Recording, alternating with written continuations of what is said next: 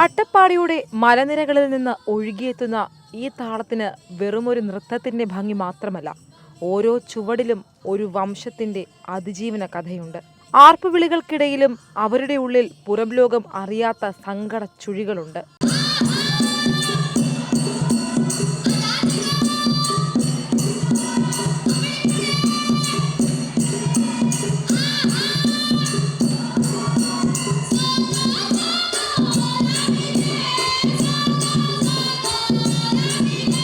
തലമുറകളായി വായ്മൊഴിയിലൂടെ കൈമാറി വന്ന ഈ സംഗീതം ഇന്ന് അട്ടപ്പാടിയും കടന്ന് വേദികളിലൂടെ ഒഴുകുകയാണ്.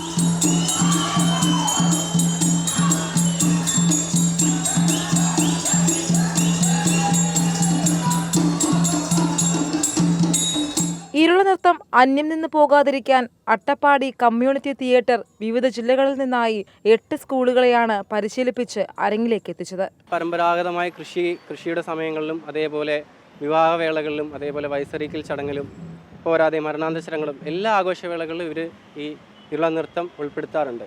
മരണാന്തര ചടങ്ങ് എന്നുള്ളൊരു ദുഃഖകരമായൊരു സിറ്റുവേഷൻ ആകുമ്പോൾ പോലും അവരുടെ ആത്മാവിനെ പ്രീതിപ്പെടുത്തുക എന്നുള്ളൊരു വലിയൊരു ലക്ഷ്യം, ഒരു ദൗത്യം ഇവരുടെ മുമ്പിലുണ്ട്, ഈ കമ്മ്യൂണിറ്റിയുടെ മുമ്പിൽ. അതുകൊണ്ടാണ് ആ വേളകളിലും ഇവർ ആടിപ്പാടി സന്തോഷത്തോടെ യാത്ര അയക്കുക എന്നുള്ളൊരു സാധനങ്ങളാണ്.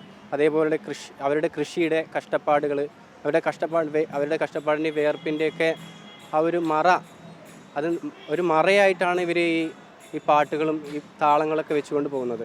ഇരുള നൃത്തത്തെ മത്സര ഇനമായി ഉൾപ്പെടുത്തിയ രണ്ടാമത്തെ കലോത്സവമാണ് ഇത്. ഗോത്രകലയായ ഇരുള നൃത്തം വെറുമൊരു കലയല്ല, മറിച്ച് അത് തോറ്റുകൊടുക്കാൻ മനസ്സില്ലാത്ത ഒരു ജനതയുടെ പോരാട്ട വീര്യമാണ്.